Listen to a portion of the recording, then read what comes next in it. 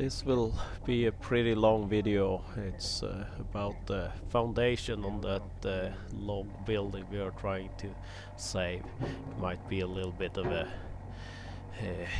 blasphemy putting it on a concrete foundation, but it will increase functionality with a concrete floor inside there, so we're doing it. Small excavator was brought down to clean up the area. First layer here is, well, all the bark and stuff from it being used for wood for many years. So and an even floor inside there will help out also, because it's been leaning quite badly if you've seen my previous videos.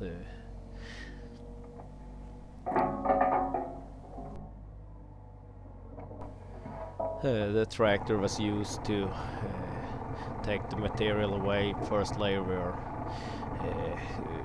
putting on the burn pile, because most of that will disappear, and then we're going to take off a little more material in areas, and we have a place we're trying to fill out a little bit, so the stones and dirt from underneath will be moved there.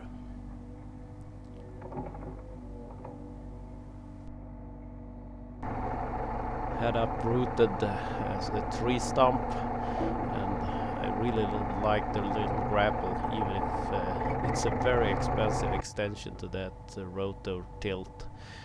I would not buy another one with this functionality and skimp out on the grapple. You find uses for it almost all the time. And some more dirt to be moved away. And this was a little while back, but the ground was still frozen a little bit here, so trying to get that hook on the excavator can be quite tricky, but my dad was on his way to help, but I could eventually manage to get it on there without him. And down in the corner here it was required, and in the other corner they had piled plenty of rocks to build up the ground to have access to the outhouse. The outhouse, the toilet section of the building, we will keep without the concrete floor underneath it, so it will be a couple of wings sticking out there to raise that up also in conjunction with the rest of it.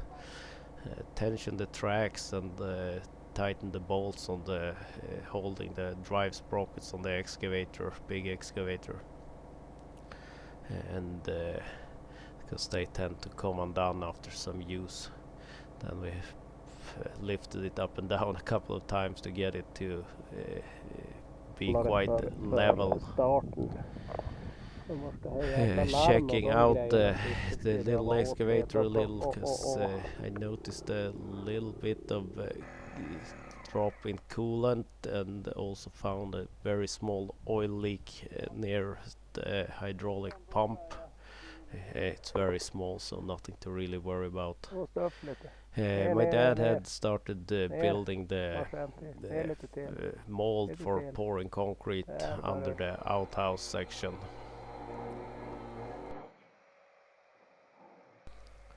I ended up doing the rebar reinforcement for those sections, and the two short wings, and then a long section for the width of the building, and the long bars needed a tiny bit of extension also, so, but it's not very hard. And here I'm using the wrong tool, but my dad later got the proper tool for twisting the ties together. Here we have done, it's a hook that swivels in its handle, so makes it quite easy. And then some sand was put there to give a good surface for the concrete. this area here, filled enough sand to fill up the inside. I missed the video where we she had stakes down and it was put up into proper height. Here we had actually gone a little bit too low in the digging, but we have sand, so we walked up and down them and compacted it for this. We're also keeping the original foundation rocks down in the corners, drilling into them and putting rebars down in them to have a secure footing, and they were not touched during this. So, and then a few pieces of bent rebar at the corners and putting things down, a couple of ties to hold it all together, a couple of small rocks underneath the rebar to get it up into the concrete.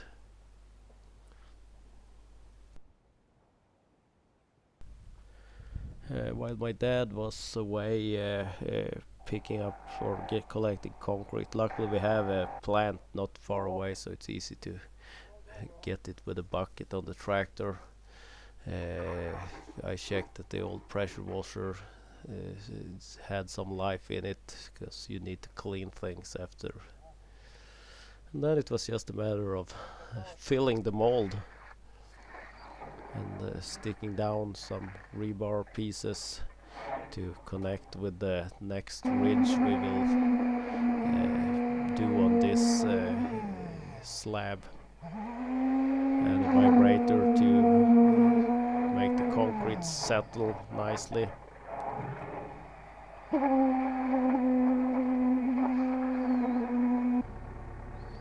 And as my dad finished up the last little piece, I took the tractor up and tried cleaning it up, but when starting it, then apparently it had pressure in it already. Then it blew a fuse, so I had to go inside and fix that. And he's putting the last pieces of rebar stumps that will connect to the upper part. And here is the finished first pour. There will be 3 more of them before this is finished, so video will be a little bit on the long side. We had a little piece of concrete from some other work we had done, where we had put it in a plastic barrel just to use up the ordered concrete when we had a cement truck delivering. And we decided to use that as a middle support for the south side of the building. And a hole was dug, a little tricky. I couldn't see anything down there, so I had to rely on my dad's guidance.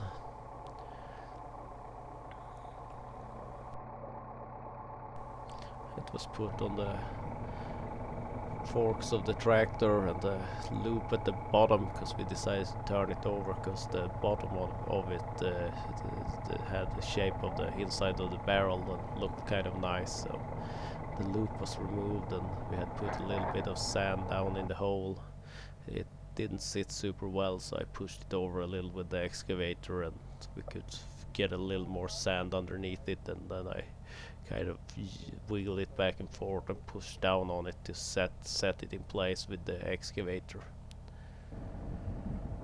And then cleaning up the corners at the other end a little bit to not have interference with the ground as we go into the next step.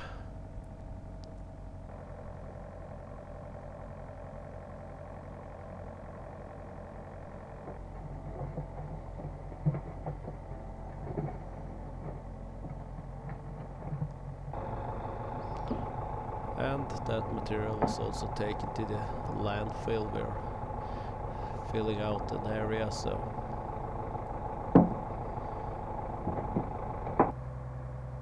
And then it was time for the exciting lift. I was a little worried about this because my dad had hammered down 6 poles where we wanted to land this bottom frame to be able to get the exact location of where the building will sit when it's built back up. And it took some careful maneuvering getting it between the roof and the upside down leftovers, and then it was a matter of trying to, and it's not really easy to use on the turning. It kind of drifts and wants to jerk a little, this old machine, so this took some time, but eventually we had it sitting on the pillars at least, but it wasn't exactly in the proper position, so it needed to be moved a little, but we just lifted one end with a small excavator and could kind of work it up to where we wanted it. And we looked at it and decided we wanted to raise it a tiny bit compared to the height my dad had decided, so some spacers were put in place. And we have also come to the conclusion that the elevation that the concrete will lift the building is 20 centimeters. I wanted 30 and my dad was at 15, so we have now decided on 20 and then a 10 centimeter concrete slab for floor. While we were here, we decided to start installing some of the support for the wooden floor inside the outhouse section, but the notches made here were a little too small and this log needed a little trimming to be thinner here for things to line up properly. So, and then some big screws were put in place to hold it. And yes, that might also be some blasphemy using too much screws and stuff in an old building like that, but and then it was trimmed a little. These were just sitting on some rocks earlier, and now they will be supported by the concrete, or maybe there will be a wooden spacer in there. And here I hit one of the screws that was too long, so that chain is dull for sure, but finished up the last little trimming required with the axe to get it done.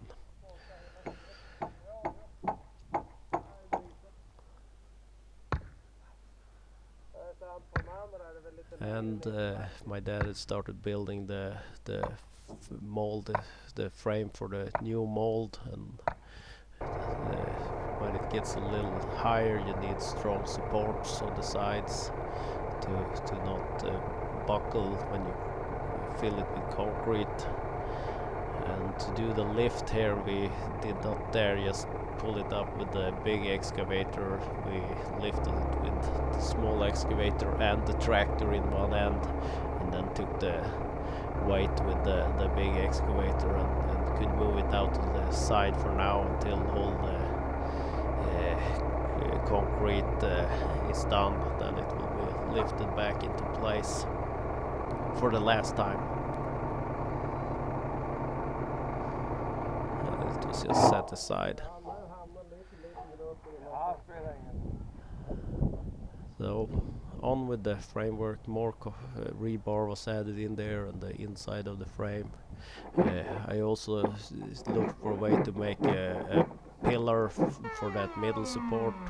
Had some plastic pipe laying around. Had at first, this I am not super happy with, had first thought about keeping the rubber lip inside there to get kind of a pattern, but realized the rubber lip was too flimsy, so it would probably get concrete underneath it. But pulling that out, I had kind of a ridge. In hindsight I should have removed the seal part before cutting it to length. Now I had to remove some more material to kind of open up that ridge for the sealing lip. Couple of holes were drilled, some pieces of rebar and two short pieces connecting them. And then some small holes were drilled in the base to be able to get the strap around it to hold that mold down as it was filled with concrete. And we're preparing for the next pour. As you understand, this is a process of several weeks put into just maybe 20-25 minutes. I'm not sure what the final length will be, but so concrete was added to the mold, and this one will be here. We will have a bit of a double pour on the sides here, because we can't do it to the full height directly, but we need to do that inner part, inner support, and my dad filled up that little pipe piece. We need that center part here before we can do the floor. So, and we had done the it would have been even more pours to do a really nice pour on the wings supporting the outhouse. And cleaning things up again, it required two buckets for that pour we did there. And back to working on smoothing out the surface to get a flat floor inside there.